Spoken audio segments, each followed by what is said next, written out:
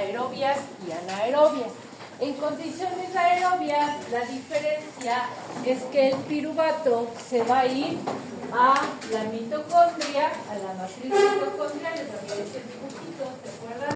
Se va a la matriz mitocondrial a hacer ¿cómo es? Descarboxilación oxidativa, ¿no es cierto? Y la otra diferencia es que los equivalentes de reducción ya no se van a regenerar en fermentación, sino que se van a regenerar en cadena respiratoria, que ocurre también en la mitocondria, pero no en la matriz, sino en la membrana interna mitocondrial. ¿De acuerdo? Entonces vamos a ver ahorita qué le pasa al piruvato y luego vamos a ver qué le pasa a los equivalentes de reducción de glucólisis de este proceso y de ciclo de Krebs, porque es en conjunto, o sea, lo que les pasa a ellos es a todos van al mismo lugar. Entonces, cuando ya revisemos todo el caminito del piruvato, ahí vemos qué les pasa a los equivalentes, ¿ya? Entonces, el piruvato se va a una vía que se llama descarboxilación oxidativa. Es una vía, aquí les estoy mostrando la reacción general, así como les mostré la de la glucólisis, ¿se acuerdan? Antes de desarrollar. Aquí no les voy a desarrollar la vía, ¿de acuerdo? Nada más, vamos a ver la reacción general. Es una descarboxilación. Descarboxilar significa perder carboxilos, es decir, los CO, en forma de CO2. ¿Se acuerdan ustedes que la hemoglobina llevaba CO2 desde los tejidos hacia los pulmones y de ahí exhalábamos? ¿Se acuerdan? ¿De dónde proviene el CO2 de los tejidos? Justamente de la respiración celular, de los procesos de descarboxilación. ¿Qué ocurre? En la aerobia, ¿no? ¿Qué ocurre? Tanto en esta vía como en el ciclo de Krebs. Ya vamos a ver. Entonces, en esta vía se descarboxila el piruvato en forma de CO2 y en su lugar ingresa la coenzima A. Por eso me queda acetilcoenzima A. ¿De acuerdo? Ahora, como es una vía, pues aquí les he puesto el complejo enzimático que va a actuar, que es la piruvato deshidrogenasa. En esta vía vamos a tener 5 coenzimas. El pirofosfato de tiamina, un derivado de la vitamina B, ¿sí? Una de las vitaminas del complejo B, ácido lipoico, FAD, la coenzima A, que ya sabemos que se une al piruvato en el lugar del carboxilo, y NAD. Por lógica, si estoy viendo que se forma NADH más H, es decir, un equivalente de reducción, ya puedo entender de que hay un proceso oxidativo. Y de hecho la vía misma se llama descarboxilación oxidativa, ¿sí? Nada más que no es el piruvato el que se oxida, sino es el ácido lipoico. O sea, el ácido lipoico se oxida y se reduce. O sea, la coenzima se oxida y se reduce. Y por esa razón es que finalmente nos queda equivalente de reducción, ¿sí? Pero recuerden que nos había quedado de la glucólisis 2 piruvatos. Por lo tanto, esta vía ocurre 2 veces, una por cada piruvato. Por eso es que a partir de 2 moles de piruvato, la vía ocurre 2 veces, por lo tanto, y me va a generar ¿cuántos acetilcoenzima A cada glucosa? Por lo tanto, 2. Cada glucosa va a generar en esta vía 2 acetilcoenzima A. No se olviden, no es que tenga glucosa. Recuerden que estamos viendo respiración celular que empieza en glucólisis. Ahí empieza la glucosa. Primer proceso, glucólisis genera 2 piruvatos. Segundo proceso, descarboxilación del piruvato que genera 2 acetilcoenzima A. Por lo tanto, ¿cuántos equivalentes de reducción se formaron en esta vía? 2, ¿verdad? Cada NADH más H genera 3 ATPs. Como son 2, en total, ¿cuántos se generan? 6 ATPs. Recuerden que ¿en dónde? En cadena respiratoria. Es decir, estando en la matriz mitocondrial, esos 2 NADH más H se van allá al ladito, a la membrana interna mitocondrial. Es decir, aquí está la membrana interna, aquí está la matriz y se van de ahí a la matriz interna, a la membrana interna, hacer cadena respiratoria para regenerarse y asociado a ese proceso habíamos visto ocurre la fosforilación oxidativa y por lo tanto obtengo 6 ATPs. Por lo tanto, en glucólisis aerobia ya habíamos visto que obtenemos 6 u 8 ATPs y acá ya le tendríamos que sumar 6 ATPs más en este proceso, ¿sí?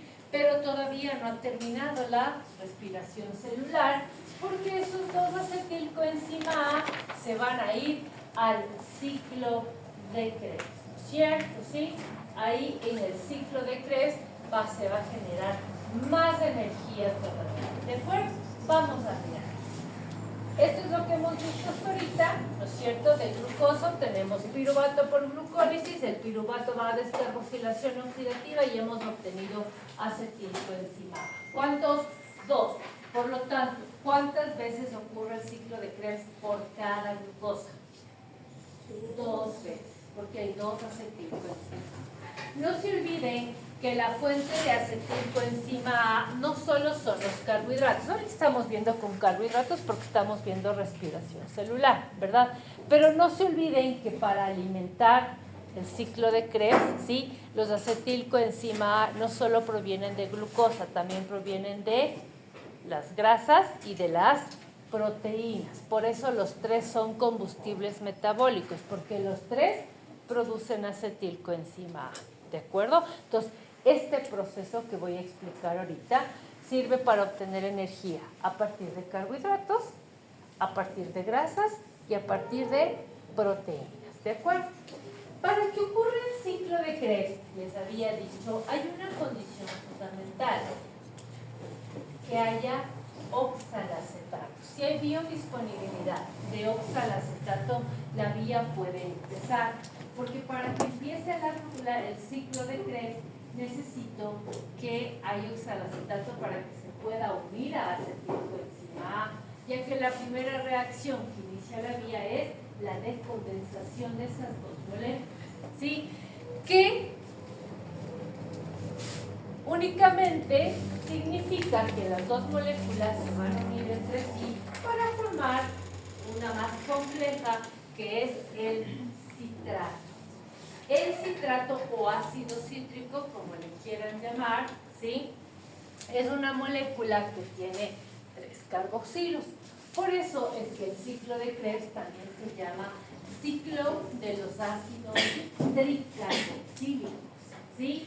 Y también se llama ciclo del ácido cítrico, porque el primer metabolito secundario que se forma es el citrato o ácido cítrico, ¿de acuerdo? Por cierto, esto se llama ciclo de Krebs porque quien definió este proceso metabólico fue Krebs, ¿sí? Pues se llama así, ¿ya? Pero tiene esos otros nombres.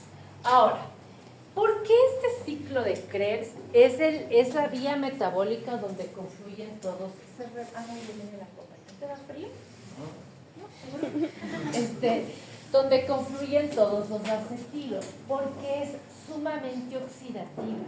Y al ser tan oxidativa genera mucho ATP. No se olviden que en la respiración aerobia, ¿cuáles son las reacciones que están ligadas a la formación de ATP? Las reacciones redox. Todas las reacciones redox de glucólisis, descarboxilación de piruvato y ciclo de Krebs son las que van a generar ATP, ¿sí? Entonces, reitero, ¿por qué el ciclo de Krebs es la vía fundamental para generar energía? Porque hay muchas reacciones redox. Hay 4 reacciones redox, de hecho. En glucólisis había solo una. En descarboxilación de piruvato solo una. Pero en el ciclo de Krebs hay 4. Por eso es la vía oxidativa más relevante para poder obtener energía, ¿ya? Bajo ese criterio, resulta que el citrato, que es el primer metabolito secundario de la vía, no sirve para hacer ninguna oxidación, porque nada de ahí se oxida, nada de ahí se puede oxidar. Ese OH que le estamos viendo aquí, que es el único que podría oxidarse, no se oxida. ¿Por qué? Porque está en un carbono terciario, es un alcohol terciario, ¿sí? No sirve. Por eso es que la segunda reacción del ciclo de Krebs tiene la intención de pasarle ese citrato a su isómero, que es el isocitrato. Y ese sí se puede oxidar. Y entonces pueden iniciar las reacciones redox de esta vía, que es lo que interesa, ¿verdad? Y entonces para poder hacer eso, lo único que ocurre en la segunda reacción es que este OH que está aquí pasa acá abajo. Este carbono ya es secundario. Entonces el OH secundario sí se puede oxidar, acetón. ¿Se acuerdan? El alcohol secundario se oxida a acetón. Vimos el semestre pasado en química estomatológica. ¿Sí? Las reacciones de los alcoholes. Entonces, esto es lo que necesitamos hacer. Entonces la célula lo que hace es deshidrata el citrato. Miren, saca este OH y este hidrógeno en forma de agua. Sí, bueno, se forma este doble enlace. Y luego vuelve a hidratar el compuesto. Miren, ingresa otra vez agua, HOH, pero ya el OH se va abajo. Miren la diferencia. ¿Se fijan? Por eso son isómeros, citrato e isocitrato. Solo la posición del OH es lo que cambió. Y ahora sí, ya tenemos algo que se puede oxidar porque se pueden ir estos dos hidrógenos. Por eso este OH es oxidado, porque está en un carbono secundario. ¿De acuerdo? Y entonces ahí sí ocurre la primera reacción redox. Miren, las banderas rojas que saben decir ustedes, ¿no es cierto? Deshidrogenasa, ¿no es cierto? ¿Sí? Bueno, aparte aquí mismo ya dice, ¿no? Descarboxilación oxidativa, ¿sabes? Y también se va a generar equivalente de reducción. Ustedes como ya tienen todo impreso, genera NADH más H. Hay una flechita, ¿no es cierto? ¿Sí? Al centro, que indica que se genera NADH más H. Por lo tanto, la coenzima unida a esta deshidrogenasa es NAD más, y va a generar un equivalente de reducción de tipo NADH más H. Pero no solo hay oxidación. Miren, se oxida este alcohol secundario y pasa de alcohol a acetón, alfa-cetoglutarato. Pero también es una descarboxilación, lo que les decía. Sí, el CO2 que generan los tejidos se produce tanto en descarboxilación de piruvato como en ciclo de Krebs. Miren aquí este carboxilo, vean aquí ya no está, ¿se fijan? ¿Por qué? Porque se fue en forma de CO2, ¿se fijan? Ya. La siguiente reacción en realidad no es una reacción, es una vía. Es para pasar de esto a esto, es lo mismo que pasó con el piruvato hace rato en la descarboxilación oxidativa. De hecho, también tiene un complejo, vean, es un complejo enzimático. ¿Qué tiene? Coenzima A, pirofosfato de tiamina, ácido lipoico, NADIFA. Igualito, ¿sí? E igualito aquí, de aquí a acá, no se oxida el alfa-cetoglutarato, sino el ácido lipoico. ¿Sí? E igualito que lo que vimos hace rato. ¿Qué pasa? Sale, porque es una descarboxilación también, se va este carboxilo en forma de CO2 y que entre en su lugar la coenzima A. Y me queda succinil coenzima A. Pero como en esa vía se oxidó y se redujo el ácido lipoico, o sea, sí hubo reacción redox, sí se va a generar equivalente de reducción, igualito que en la descarboxilación de piruvato. ¿Cuál? NADH más H. ¿Sí? Por lo tanto, aquí voy a tener el segundo equivalente de reducción de esta vía, que es NADH más H. Ya voy dos, ¿no? Siguiente reacción. La siguiente reacción es una fosforilación a nivel de sustrato. Fíjense que al igual que en la glucólisis que hay fosforilación a nivel de sustrato, en el ciclo de Krebs también, vean, la reacción 5 permite obtener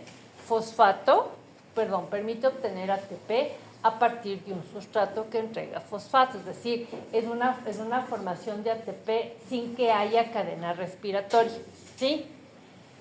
En este caso, habría dos reacciones acopladas. Una, les voy a explicar lo que pasa con los metabolitos. ¿Qué pasa con succinil coenzima A? Aquí ingresa agua, yo no le tengo puesto, ingresa agua. ¿Por qué? Porque la coenzima A se va con el hidrógeno del agua y la regenera, y el OH entra aquí. Por lo tanto, ¿qué me queda aquí? COH, que es un ácido, y por eso le tengo aquí en forma iónica. Entonces paso de succinil coenzima A succinal. ¿Sí? ¿Se fijan? ¿Sí? Aquí está el cambio. Y mientras eso ocurre la fosforilación a nivel de sustrato. ¿Quién le da el fosfato al ADP? Vean, el ADP se fosforila y forma ATP. Pero ¿quién le da el fosfato? El GTP. El GTP le entrega un fosfato al ADP y se forma ATP. Como ya tiene un fosfato menos, el GTP quedaría como GDP. ¿Sí? Listo. Verán que en esta reacción 5 también es energética, pero por fosforilación a nivel de sustrato, ¿no? Siguiente reacción. Seguimos con las oxidaciones y ahí vamos todos, ¿cierto? La tercera oxidación. Vean, la sexta es una deshidrogenación. Yo ya sé qué decir, deshidrogenar y oxidar es lo mismo, ¿verdad? Si ustedes se fijan, estos dos hidrógenos de aquí salen a la coenzima y me queda así, el fumarato. ¿Se fijan? ¿Qué coenzima está ligada a esta reacción? Ustedes ya lo tienen desplegado, FAD. Por lo tanto, aquí voy a formar el tercer equivalente de reducción, que es de tipo FAD-H2. ¿De acuerdo? Luego, el fumarato se va a hidratar, es decir, nosotros habíamos visto el semestre pasado que cuando un doble enlace se hidrata, ¿qué forma? Un alcohol. Se rompe el doble enlace, ingresa H aquí o H arriba. ¿De acuerdo? Se hidrató. ¿Para qué? Para formar el malato, que es otro sustrato que se puede oxidar, porque este alcohol es secundario. Y entonces salen esos dos hidrógenos, ¿sí? Y forma el oxalacetato. Por lo tanto, la reacción 8 también es redox. ¿Cuántas en total? 4. ¿Cuáles son las reacciones redox del ciclo de Krebs que se van a generar ATP? La 3, la 4, la 6 y la 8. ¿Cierto? ¿Cuáles son las reacciones que nos van a generar energía en el ciclo de Krebs? 3, 4, 5, 6 y 8. ¿Cuáles ligadas a cadena respiratoria y fosforilación oxidativa? 3, 4, 6 y 8. ¿Por qué? ¿Por qué solo las 4? Porque las 4 generaron equivalentes de reducción que se van a cadena respiratoria y fosforilación oxidativa para formar ATP. Más las 5 que genera ATP por fosforilación a nivel de sustrato. 5 reacciones generan energía, 4 ligadas a cadena respiratoria y una ligada a fosforilación a nivel de sustrato. ¿De acuerdo? Reitero, la 3, la 4, la 6 y la 8 generan ATP por fosforilación oxidativa ligada a cadena respiratoria y la reacción 5 genera ATP por fosforilación a nivel de sustrato. ¿Se fijan cómo esta vía es sumamente energética? Por eso es la vía que utilizan lípidos, proteínas y carbohidratos para generar en común energía. ¿Sí? Los carbohidratos evidentemente también lo van a hacer en las dos vías anteriores, glucólisis y descarboxilación del piruvato. Por eso, ¿se acuerdan que priorizamos utilizar los carbohidratos como fuente energética? ¿Sí? Bueno, ahí está la reacción general. ¿A dónde se van los equivalentes de reducción? Reitero, cadena respiratoria y fosforilación oxidativa, que ya voy a explicar. ¿Para qué se van allá? Para regenerarse, ¿no es cierto? Y de paso formar ATP. Les reitero, el proceso de regeneración de las coenzimas, ¿sí? Tanto las que vienen del ciclo de Krebs como descarboxilación de piruvato y como glucólisis, se van a cadena respiratoria a regenerarse, ¿sí? A volver a como estaban, como FAD y como NAD, ¿de acuerdo? Y gracias a eso ocurre la fosforilación oxidativa, síntesis de ATP. Ya les explico. Bueno, nada más para terminar, les había dicho que el ciclo de Krebs también es una vía anfibólica, es decir, siendo catabólica, se conecta con vías de síntesis. El alfa-cetoglutarato va a servir o se conecta con la síntesis de ácido glutámico, de ese aminoácido, y el oxalacetato también permite biosintetizar el ácido aspargico. Listo. Hagamos el balance energético. Yo ya sé que produje 3 NADH más H, la reacción 3, 4 y 8. Y la reacción 6, FADH2. Por cada NADH más H en cadena respiratoria y fosforilación oxidativa, se generan 3 ATPs. Y por cada FADH2 se generan 2. Por lo tanto, en total, ¿cuántos ATPs por fosforilación oxidativa? 3 por 3, 9. Más 2, 11. Si no saben, muchas gracias a tu labor, para sumar, no se vayan a equivocar por no saber sumar 9 más 1. Ya. Por lo tanto, por fosforilación oxidativa, el ciclo de Krebs, obtengo 11 ATPs de cada acetilcoenzima A, ¿no? Es lo que acabamos de ver. Y por fosforilación a nivel de sustrato, 1. Por lo tanto, por cada acetilcoenzima A, ¿cuántos ATPs genera el ciclo de Krebs? 2. ¿No es cierto? Pero por cada glucosa, ¿cuántas serían? Si es 12 por cada acetilcoenzima A, por cada glucosa, el doble, pues vamos a ver que son 2 acetilcoenzima A. O sea, cada ciclo de Krebs, 12 ATPs. ¿Cómo ocurren 2? 24. Por lo tanto, por cada glucosa puedo obtener 24 ATPs.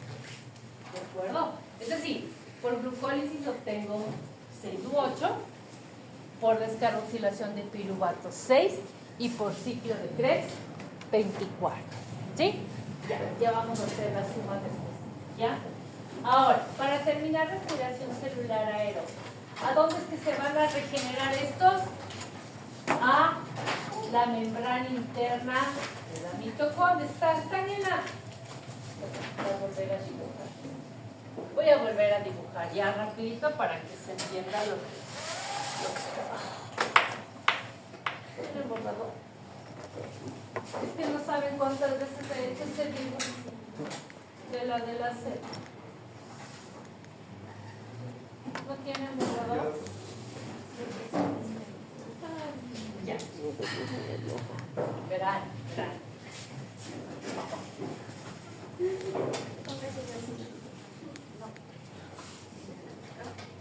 Verán. Estando en la célula, ¿no es cierto? Esta es la mitocondria, membrana externa. Ya, ahí más o menos. Membrana interna es esta. Esta es la matriz mitocondrial. Aquí hubo la descarboxilación de piruvato y luego el ciclo de Krebs. Y los equivalentes de reducción, NADH más H, de la descarboxilación oxidativa vienen acá. Del ciclo de Krebs vienen acá. Y de la glucólisis también se generaron y todos llegan acá. Es decir, los NADH más H y los FADH2, todos llegan acá, a la membrana interna de la mitocondria, a hacer cadena respiratoria. El espacio entre esta membrana interna y la membrana externa se llama espacio intermembrana, que está relacionado justamente con lo que vamos a mirar. ¿Ya? Vamos a ver. ¿Cómo se regeneran las coenzimas? Ya sabemos porque lo vimos en fermentación, entregando los hidrógenos que tomaron, ¿no es cierto? A diferencia de fermentación, aquí, ¿quién recoge los hidrógenos? Un ratito, ¿ya? ¿Quién recoge los hidrógenos? Las coenzimas de complejos enzimáticos. Para recoger los hidrógenos de NADH más H está el complejo 1, que tiene, bueno, ahí está la enzima. Estos son las coenzimas. Flavina mononucleótido y tiene 6 u 8 complejos hierro 3 de azufre. En total tendría 7 o 9 coenzimas, ¿de acuerdo? Cada una va tomando los hidrógenos. Por cierto, la cadena respiratoria también se llama cadena de transporte de electrones. ¿Por qué?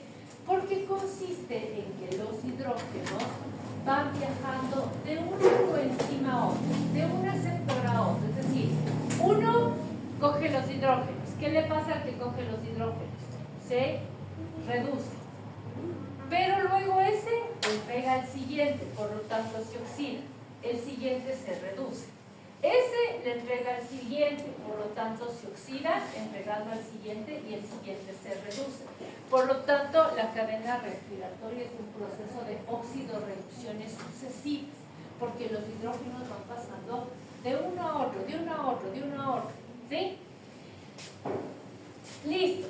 Los hidrógenos de NADH más H pasan a FMN. Se reduce FMN. Pero no se puede quedar así porque es una coenzima, se tiene que regenerar también. ¿Cómo? Entregando los hidrógenos, por lo tanto se oxida de nuevo a FMN. ¿A quién le entrega los hidrógenos? Al primer complejo hierro 3 azufre, que se reduce. ¿Se fijan? ¿Sí? Pero ese no se puede quedar así, tiene que entregar los hidrógenos. ¿A quién le entrega? Al siguiente complejo hierro 3 azufre. Y ese al siguiente, y al siguiente, y al siguiente. Y en el último complejo, el 8, el complejo 8, hierro 3 de azufre, finalmente se regenera y entrega los hidrógenos. Ya les explico aquí. Por lo tanto, hasta aquí, vean, ya se regeneró nada más. Déjenme, ya les explico a dónde van esos dos hidrógenos. ¿Ya? Vamos con FADH2, el mismo baile. Aquí solo tienen complejos hierro 3 de azufre. 3. Entonces, entrega los hidrógenos al primer complejo. Ese los toma, ¿no es cierto? Tiene que regenerar. Entonces ese entrega los hidrógenos al segundo complejo hierro 3 de azufre y ese al tercero.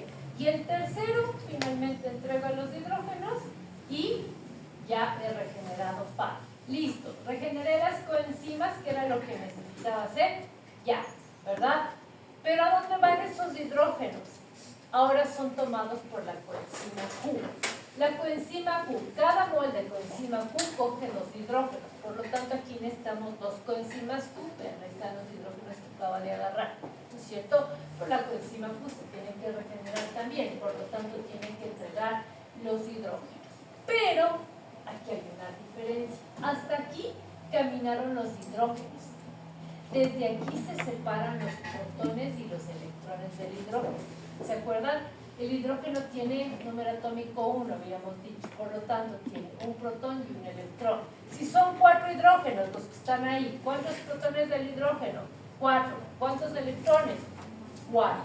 Desde aquí los electrones se van por un lado y los protones se van por otro lado.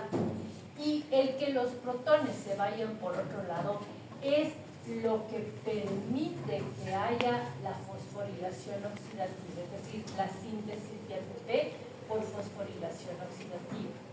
Y por esa razón es que la fosforilación oxidativa de ley, sí o sí, está ligada a la cadena respiratoria, por lo que van a ser los protones. Les cuento. Los protones, en vez de seguir aquí en la membrana interna, todo lo que les estoy explicando está ocurriendo aquí, en la membrana interna de la mitocondria, ¿no es cierto? Pero en vez de irse, los protones, en vez de seguir aquí, siguiendo el caminito, ¿no es cierto? Se van aquí, vean, salen de aquí y se van aquí. Es decir, esta flechita que está acá significa que estos se fueron al espacio intermembrana. ¿Bien? Un ratito les vamos a dejar ahí. ¿Por qué pueden irse al espacio intermembrana? Porque en este proceso de transferencia de protones, de electrones, pues, se genera energía. ¿Sí? El movimiento de electrones genera energía. Entonces eso permite que los protones salgan al espacio intermembrana. ¿Listo? Les vamos a dejar un ratito ahí. Vamos a ver nada más qué pasa con el resto de electrones. Pues perdón, con los electrones. Siguen haciendo lo mismo.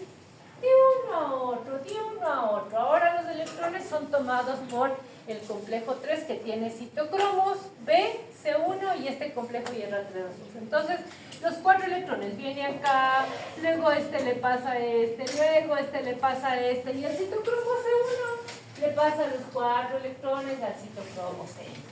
Y luego el citocromo C le pasa al último complejo, es decir, viene al citocromo A y este le pasa a la 3. Ya, listo. ¿Sí? Pasó de uno a otro, moviendo los electrones, generando energía. Y entonces, finalmente, esos electrones, miren, que están aquí, ingresan a la matriz. ¿Se fijan? ¿Sí? Esto ocurre en la matriz mitocondrial. Ingresan a la matriz. Y se encuentran con los protones del hidrógeno, dice. Pero no que estaban aquí. Sí, pero cuando algo se concentra mucho en un lugar, se crea una gradiente de concentración. El semestre pasado vivieron sistemas de transporte y vieron que una forma de transporte pasivo son las gradientes. Entonces, es como que hay tantos protones aquí en el espacio intermembrana que ya no cabe. Y entonces, ¿qué hacen? Entran a la matriz. Y entonces entran a la matriz y se juntan con el último aceptor de los hidrógenos de la respiración aerobia, que es ¿qué? El oxígeno. Por eso es respiración aerobia, porque el oxígeno es el que finalmente agarra los hidrógenos de las coenzimas, ¿sí? Para formar agua. ¿Qué diría la lógica? A ver, o sea, ¿para qué tanto va a ir? Si finalmente el oxígeno coge los hidrógenos, ¿por qué no era más fácil que los hidrógenos de una vengan acá? ¿No es cierto que sí? Y formen el agua y ya. Pero ¿por qué ocurre la cadena respiratoria? Para que haya energía, para que los protones salgan al espacio intermembrana, se cree la gradiente y vuelvan a entrar. Porque al volver a entrar, activan a una enzima que se llama la ATP sintetasa y eso permite biosintetizar ATP. Esto es lo que les acabo de explicar. Vean, cadena respiratoria, salen los protones aquí al espacio intermembrana, se crea la gradiente en el espacio intermembrana. Eso genera que ingresen a la matriz mitocondrial los protones. Y los protones, ¿qué dicen? Que se unen con los electrones y forman el agua. Lo que les acabo de explicar. Pero esta entrada de los protones activa la ATP sintetasa para que ocurra la fosforilación oxidativa, que es fosforilar el ADP para formar ATP. Por eso es que no puede haber esto si no hay esto. Por eso la fosforilación oxidativa está ligada a la cadena respiratoria. No hay otra opción. ¿Sí? Y entonces he biosintetizado ATP. Este es el proceso biosintético mucho más eficiente para generar energía. ¿De acuerdo? Pero totalmente ligado, porque sí o sí no hay otra opción, a la respiración aeróbica. ¿Por qué? Porque se necesita que ocurra cadena respiratoria. Para que haya cadena respiratoria, ¿qué necesitamos? Oxígeno, que sea el que finalmente agarre los hidrógenos. ¿De acuerdo? Esta es la teoría del mito, ¿no? O teoría del mito. Listo, para terminar esto. Balance energético de la oxidación de la glucosa, de la respiración aeróbica, de una mol de glucosa. Lo que veíamos hace rato, ¿no? 36 a 38 ATPs. ¿Y en la aerobia cuántos serán? 2. Entonces, totalmente nada que ver, ¿no? Por eso la célula aerobia es más avanzada, porque genera más energía, por lo tanto puedes ver mucho más metabolismo que la célula anaerobia. ¿De acuerdo? Listo. Ya. Esta parte sí ya es esto. Yo pensé que solo nos faltaba esto. Esta parte ya es chica. Bueno, vamos con el metabolismo de gas. No voy a desagregar las vías, solo les voy a dar así de manera esquemática. ¿De acuerdo? A ver.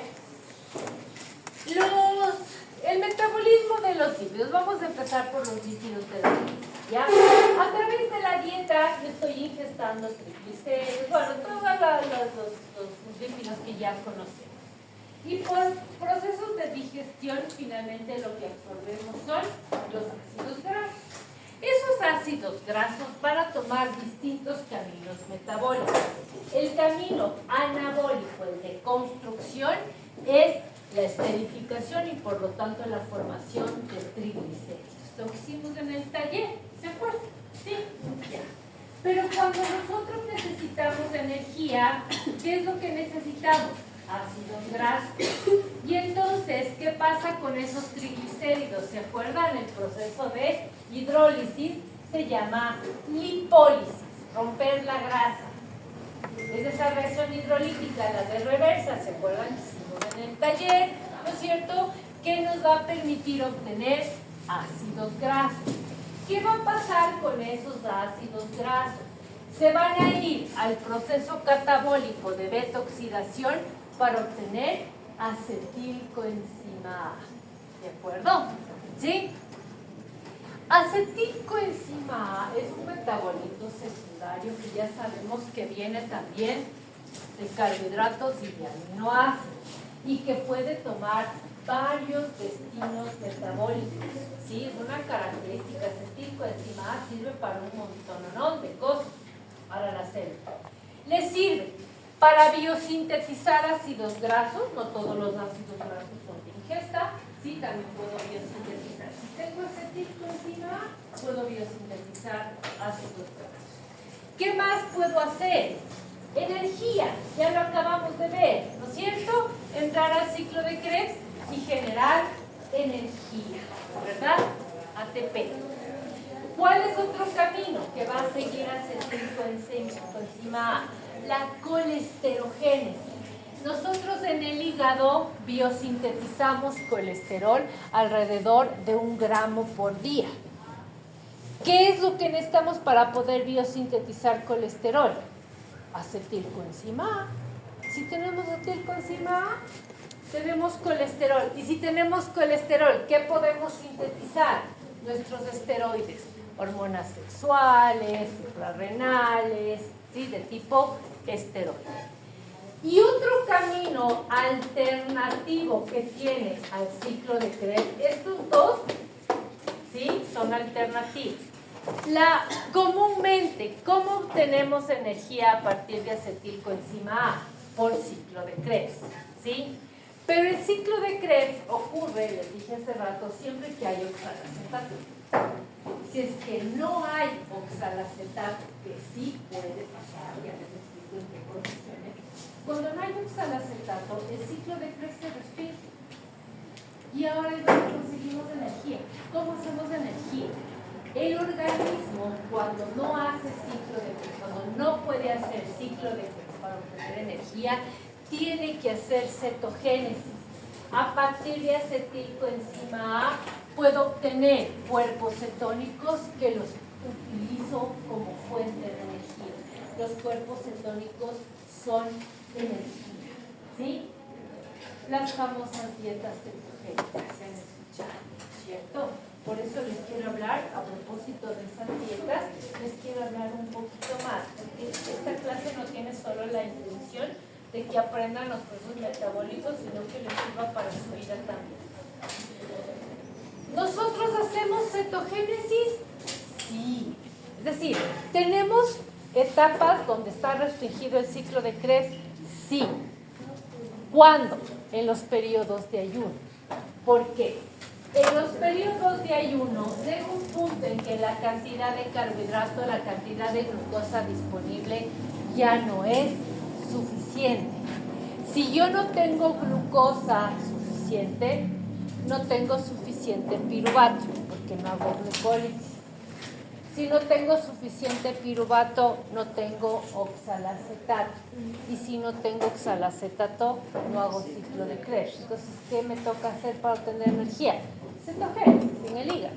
Entonces, sí puedo hacer, sí hago. Normalmente hacemos cetogénesis, ¿sí? Y el exceso de esos cuerpos cetónicos, evidentemente no va a ser un gran exceso, Sí, los cuerpos cetónicos se eliminan a través de la orina. Estas son las concentraciones de cuerpos cetónicos que normalmente producimos. Esos son los cuerpos cetónicos, son tres: el acetoacetato, el D3-hidroxibutirato, que también se le llama beta-OHD, que es el que se produce en mayor cantidad, y la acetona. La acetona, la propanona, la que usamos para pintar las uñas, resulta que nosotros lo podemos producir. Estos dos, los excesos de estos dos se eliminan a través de la orina. Y la acetona, como es un gas, ¿sí?, se elimina a través de los pulmones. ¿Sí? A ver, ya. ¿Cuánto se va a ver aumentada la cetogénesis? Cuando quiero bajar de peso y voy a hacer la dieta cetogénica, las famosas keto diet, ¿sí?, que ahora se ha vuelto una moda, porque las dietas son modas, ¿sí? Entonces era la dieta mediterránea, ahora es la dieta cetogénica, ¿no? Y en la época de los influencers, ahora esto se promueve más todavía. Una dieta cetogénica, si ustedes van en el Facebook, ¿verdad? No estoy diciendo que vayan al Google académico, en el Facebook están. Una dieta cetogénica se sustenta en consumir mucha grasa. La proteína se consume normal, del 10 al 15% del requerimiento calórico del día, ¿sí? Pero casi no se consume carbohidratos. Es decir, ¿se acuerdan que decíamos que de carbohidratos hay que comer del 40 al 60% de las kilocalorías diarias? En las dietas cetogénicas se restringe al 5% de las kilocalorías diarias. Y las kilocalorías que no consumimos de carbohidratos hay que consumir de grasa. ¿Qué es lo que estamos haciendo? No estamos ingestando glucosa, por lo tanto no hacemos glucólisis, no tenemos piruvato, no tenemos salacetato, no hacemos ciclohexeno. Entonces estamos obligando a hacer cetogénesis para obtener nuestros cetónicos y por lo tanto energía. Vean la diferencia de concentración. Esto es micromolar y esto es milimolar. ¿Sí, verdad? Vean cómo se concentran los cuerpos cetónicos en una keto diet. Ya que KD significa keto diet. ¿De acuerdo? ¿Cuándo más? Cuando hay una condición patológica en la diabetes. Cuando una persona tiene diabetes, sea diabetes tipo 1, tipo 2, en general, ¿qué es lo que pasa? La glucosa no entra a la célula, ¿sí? Y por lo tanto, lo mismo, no hay glucólisis, no hay piruvato, no hay oxalacetato, no hay ciclo de Krebs. Pero como esto es una condición patológica, vean las concentraciones de cuerpos cetónicos, es altísimo. Por eso los diabéticos, justamente uno de los riesgos de la diabetes es la cetoacidosis. Y cuando una persona está en cetoacidosis diabético, ustedes se sientan y les huelen el aliento, huele a acetona. Sí, hemos oído todas las se huele el aliento acetona, porque la acetona se elimina a través de la respiración, ¿ya? Y la otra condición para hacer cetogénesis es el ayuno, ¿sí? Lo que les decía. En condiciones normales nosotros en ayuno generamos cuerpos cetónicos. Por eso es que esa dieta del ayuno intermitente, que son muchas horas de ayuno, justamente la funcionalidad es esta, ¿no? Promover la cetogénesis, ¿ya? También durante el ejercicio prolongado se produce cetogénesis. Porque si ya no tengo reservas de glucógeno y sigo haciendo ejercicio, ¿sí?, de ley necesito utilizar las grasas para obtener energía. ¿Ya? Ahora, no estoy satanizando las dietas cetogénicas porque de hecho hay uso terapéutico de las dietas cetogénicas. Hay hasta referencias bíblicas de la dieta, el uso del ayuno, ¿sí?, como tratamiento terapéutico. Porque el beta-hidroxibutirato, el BOHD, es un anticonvulsivo natural. Pues antiguamente inclusive se utilizaba para tratar de epilepsia. El ayuno se utilizaba para tratar de epilepsia, o sea, para evitar las convulsiones, ¿sí? Fíjense que tiene hasta ¿sí? Tiene efectos favorables para el organismo, pero ¿cuál es el problema actual con las dietas cetogénicas? Que si es que se usa con fines terapéuticos, debería ser controlado por un médico, ¿no es cierto? Lógico. Pero actualmente se utiliza indistintamente para perder peso.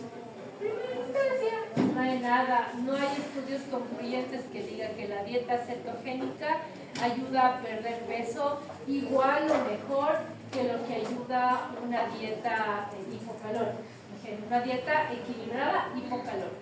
O sea, con lo que les decía en clases pasadas, siempre para bajar de peso, ¿qué hay que poner en la balanza?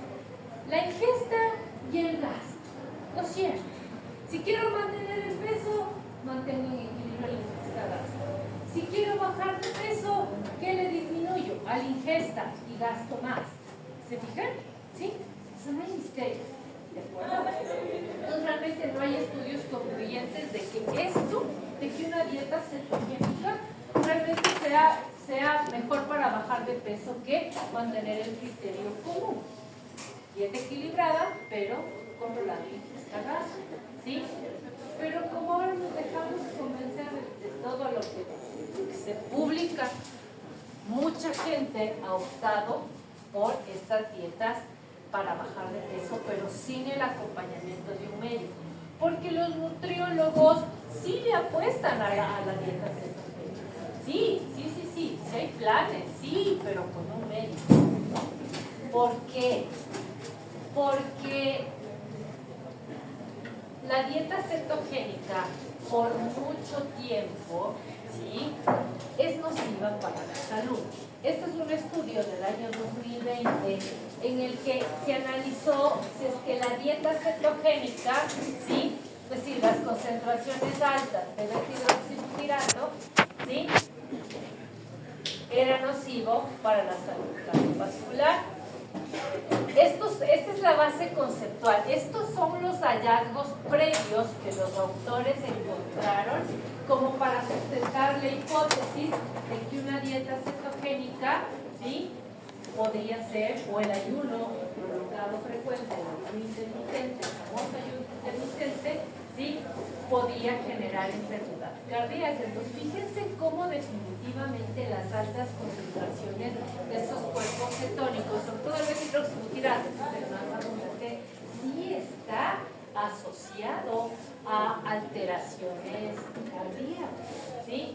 Entonces, con esta base conceptual, estos científicos plantearon su hipótesis de que efectivamente, ¿sí?, el consumo de dietas cetogénicas o beta-hidroxibutirato, porque ahora hasta hay comprimidos, ¿no? O sea, no necesariamente tiene que hacer la dieta, puede comprarse los comprimidos y todo, ¿verdad? Entonces ellos analizaron, esa fue su hipótesis, que la elevación de este beta-hidroxibutirato generaba enfermedad cardiovascular. Lo hicieron en animales de experimentación, con cultivos celulares, etc. Sí, ahí está la metodología. ¿Y cuáles fueron los resultados? Sí, así. ¿Sí? Esto ya está comprobado. Hay riesgo de fibrosis cardíaca cuando estoy mucho tiempo en cetogénesis. ¿Sí? Por eso. Y ellos también concluyeron algo que es súper importante. El estudio de ellos solo se basó en ver la relación con la salud cardiovascular y se afectaron otros sistemas digestivo, nervioso, inmunológico, ¿sí? Y se afectaron otros sistemas, entonces ellos plantean eso, ¿no? O sea, que la seguridad a largo plazo de las dietas cetogénicas o estar expuestos a cuerpos cetónicos debería estudiarse más, ¿sí? Y entonces, ¿qué dicen ellos? Miren, esto que ellos concluyen, la recomendación de su estudio, lo único que nos dice es que si es que yo voy a hacer una dieta cetogénica, voy a entrar en cetogénica para perder peso, debería tener el acompañamiento. Si yo no voy a tener eso, ¿qué es lo que yo sugiero? Reconsiderar el uso de ese tipo de dieta. ¿sí? Como les digo, los médicos sí hay nutricionistas que le apuestan a este tipo de dietas, que les direccionan este tipo de dietas, pero parten de un análisis de la salud cardíaca, ¿sí? Parten de ahí. Les ven primero cómo está su salud cardiovascular y de ahí ven si es que el paciente es candidato para hacer una dieta cetogénica. Y como no se puede estar mucho tiempo expuesto a los cuerpos cetónicos por esta razón, ¿qué es lo que se hace? Se hace etapas en la dieta. Se hace un periodo de dietas cetogénicas, se deja un tiempo, se vuelve y así. Es intermitente, digamos, el tema de la dieta cetogénica, ¿ya? Entonces, les pongo en consideración, si lo quieren hacer, si ustedes creen que esa es la única forma en la que van a bajar de peso, háganlo, pero vayan donde un nutricionista que les oriente y que primero les haga un examen de cómo está inicialmente su salud de cuerpo. Listo, para terminar, ya, las proteínas.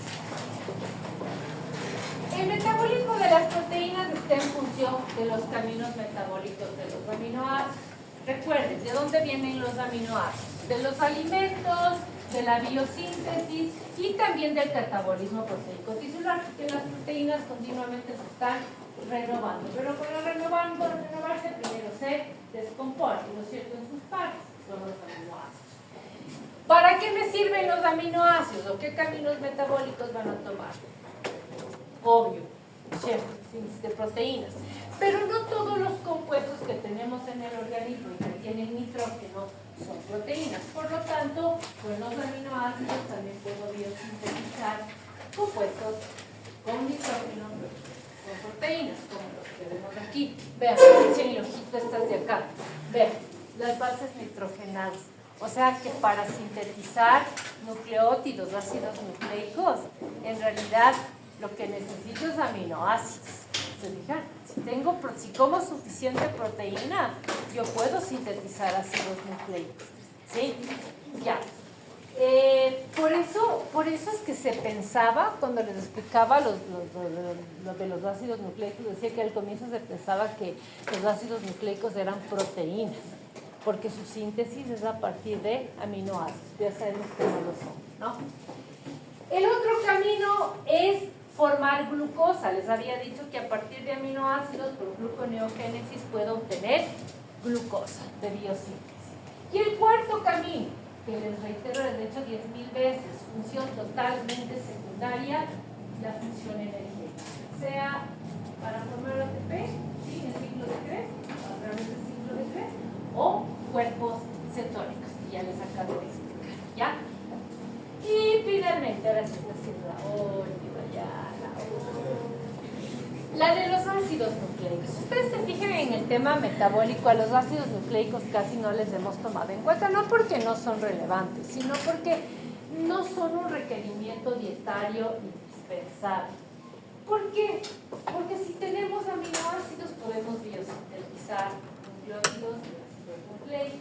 De hecho, fíjense, los ácidos nucleicos que vienen de la ingesta, después de que se digestan, ¿sí?, forman, bueno, fosfato y ribosa, desoxirribosa que se absorbe.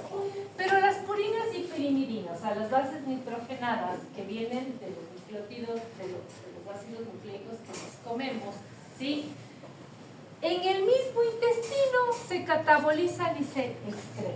O sea, las bacterias del intestino, las bacterias entéricas mismo, las catabolizan y los productos de catabolismo se eliminan.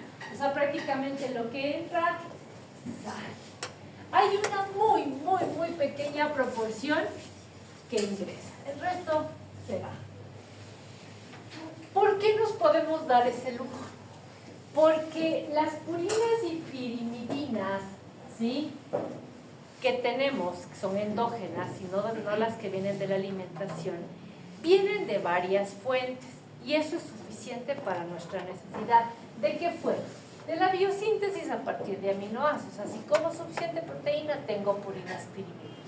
Por otro lado, de la degradación. Recuerden que estamos todo el tiempo renovando, por lo tanto, los nucleótidos, ácidos nucleicos que se van a renovar, se degradan y por lo tanto me van a generar, entre otras cosas, purinas y pirimidinas. Y además hay otro factor que justamente es lo que determina que no necesito las bases nitrogenadas que vienen de la ingesta. Y es que en el proceso catabólico pasa esto. Se catabolizan y en vez de excretar, o sea, esto es muy poco. O sea, las purinas y pirimidinas internas, las endógenas, muy poco se excretan, sino más bien la gran mayoría se catabolizan y luego se recuperan. Esto se llama ciclo de la urea, que no lo vamos a ver, no lo vimos, ¿sí? ¿Cómo se recuperan? Por eso es que no necesitamos ultraligesta, ¿sí? Y bueno, finalmente, ¿qué hacemos con las purinas pirimidinas? El camino anabólico sería la construcción de ácidos nucleicos y núcleos, ¿verdad? ¿Sí? Listo, hasta ahí me sé, muchas gracias. A ver, esta prueba es la próxima semana, es a libro abierto. Ustedes me van a decir qué día van a dar esta prueba y solo ese día vienen a clases.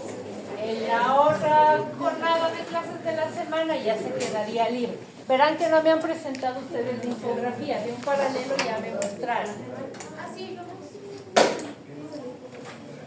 tienen que mandarme para revisar. ¿Ya? ¿Sí? Ya. Entonces vamos a hacer la pruebita, yo me voy a tomar las copias, las que ustedes